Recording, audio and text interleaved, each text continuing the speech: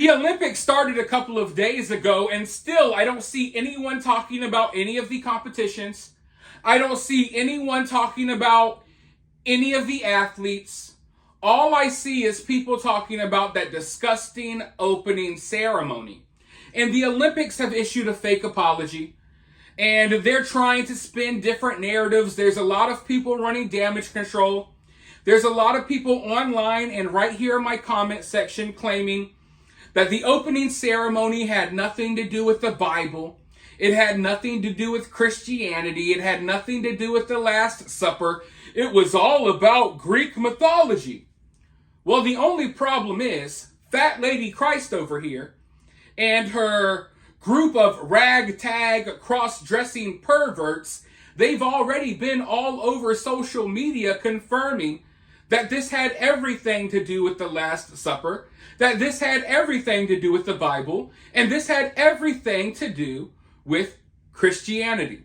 I guess they were kind of partially correct, though, because the naked Papa Smurf, he's supposed to be Dionysus. And if you know anything about him from Greek mythology, it just makes this whole situation even creepier. It doesn't make it better. It makes it 10 times worse. But I'll have to get into that in a separate video. Go ahead and ring that notification bell. You're not going to want to miss that one. I am telling you right now. But I see all of these people online, and including people in my comment section, saying that, oh, you guys have no understanding of Greek mythology. No, I don't think it's that. I don't think it's that people don't have an understanding of Greek mythology. I think it's that y'all don't have an understanding of the Bible or Christianity. Now, I don't care what religion you are. I don't care what you believe in. I haven't cracked open a Bible in a long time. I haven't been to church in forever. So I'm not here to judge anyone. I'm not here to force any beliefs upon you. But the reality is that Christians have a certain set of beliefs, and those beliefs were mocked during the opening ceremony. And there were multiple things, not just the Last Supper reenactment, but you had the pale horse. That horse issues, basically brings in Armageddon and the book of Revelations. And then you have the golden calf. Now, I'm no expert. I'm obviously not a pastor here. So my knowledge may be a little rusty, but from what I remember, the golden calf is like a symbol of idol worship, idolatry. I think it was when Moses went up the mountain to get the 10 commandments from God. He was up there for a while, okay, like 40 something days. And then he comes back down only to see that all of the people have returned to worshiping idols, this golden calf. And that's, something directly out of the Bible. And I understand if you don't have any knowledge of the Bible, you may not be able to recognize what's going on here. But the people who organized this little shindig and the people who decided to do the opening ceremony in this way, the art directors or whatever you want to call them, they have knowledge of the Bible, which is why they put all of these little Easter eggs in there. And they know that your normal, everyday, average person who isn't a Christian or hasn't been to church or hasn't read the Bible, they know that you may not see the stuff, but Christians will. And that's what they're banking on because they want to mock Christians. And you don't have to believe in the Bible. You don't have to believe God is real. I'm not telling you you have to believe in any of that stuff. But this is what people believe. A lot of people, billions of people. And this is what they were doing to mock them. It's really just that simple. It's not that complicated at all. I don't know why some people act so dense when it comes to stuff like this. It's crazy that the people who are all about acceptance can't accept the fact that billions of people on earth believe in this certain set of values. They believe in the things that were written in this book, and it doesn't matter if you believe in it or not. They do, and they have the right to be offended by it, just as you would be offended by it if someone mocked your beliefs. What do you think would happen if the opening ceremony was all about mocking dudes who thought they could be women? What if the opening ceremony was all about mocking the alphabet community? These people would have a complete meltdown. But there's a Catholic bishop that has gone viral for calling out some of this stuff. And today he called out the fake apology.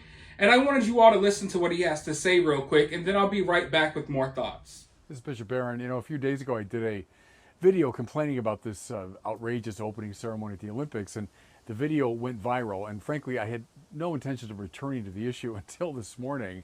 I saw the so-called apology from the organizing committee.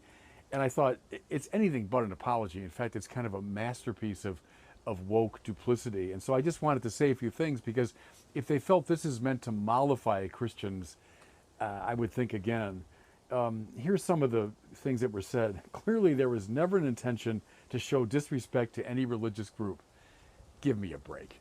So we have a group of drag queens cavorting in a kind of sexually provocative way, clearly an imitation of Da Vinci's Last Supper, which presents to the world the Last Supper of Jesus. And no disrespect was meant. You think anyone takes that seriously? I love this. We tried to celebrate community tolerance. Yeah, tolerance. Except for those pesky 2.6 billion Christians on the planet. Everyone's welcome. Everyone's tolerated. All this lovely diversity until you get to anyone that disagrees with your ideology. Like these 2.6 billion people. So don't give me this business about tolerance and diversity. And then we believe this ambition, celebrating tolerance, was achieved. Well, I wonder what planet they're living on. If they think that harmony and peace and all this was achieved by this clear affront to Christians. And then at the very end, a standard bit of condescension. If people have taken any offense, we're truly sorry. In other words, if you're so simple-minded and stupid to have been offended by this wonderful expression of French culture, well, we're sorry about that. Christians were offended because it was offensive, and it was intended to be offensive. So please don't patronize us with this condescending remark about, well, if you had any, bad feelings, we're awfully sorry about that. Again, if people think this is somehow going to mollify people all over the Christian world who are outraged by what happened, I would recommend thinking again. And a real apology would be something like, this was a mistake, it should never have been done, and we're sorry for it. I don't think Christians should be mollified. I think we should keep raising our voices. I honestly don't understand why people are so close-minded when it comes to this stuff. It's as if their brain stops operating. It's like, I don't get it. You don't have to believe in the Bible. You don't have to believe in God or Jesus to acknowledge that some people do and that their beliefs are being mocked. You don't have to believe in their beliefs to understand that what they believe in is being mocked on national television at the Olympics. And I'm not the most religious person in the world. I question everything, including every religion. I have a lot of questions myself. But I do know one thing. Seeing stuff like what happened at the Olympics, it is bringing me closer to religion. Because if I've learned one thing from being a YouTuber with the platform, speaking to thousands of people every day, I've learned that you get attacked the most when you're hovering over the target. And it seems like Christians are always the target. You don't see any other religion getting targeted. You don't see any other religion getting mocked. It's just Christians. And I think that's interesting. Also, I've questioned, is God, I believe in a higher power, but I question, is God real? Is this real? Is that real?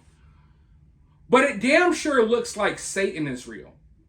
And even if Satan isn't real, there's damn sure a lot of people on this earth that worship him, that blatantly in our faces display their satanic beliefs, regardless if you believe in it or not, or regardless if you can see it or not, it's there and it's blatantly obvious. So in many ways, it's like their dedication to evil, their dedication to all of this satanic nonsense that we see, it's like inspiring me to maybe move closer to religion, to maybe move closer to God. It's really hard for me to explain, but You know, people often need proof that there's a higher power. They need proof that there's heaven. They need proof that there's this. And you look around at the world these days, and it doesn't look like there's much proof of that sometimes. But there's definitely proof of evil. There's proof of evil forces at play. And I would like to believe that there's a balance in this universe. And if there are forces of evil, there must be forces for good. But you let me know what you think about all of this down in the comments below. While you're down there, hit that thumbs up, hit that subscribe, ring that notification bell. And I'll talk to you all very soon in the next video.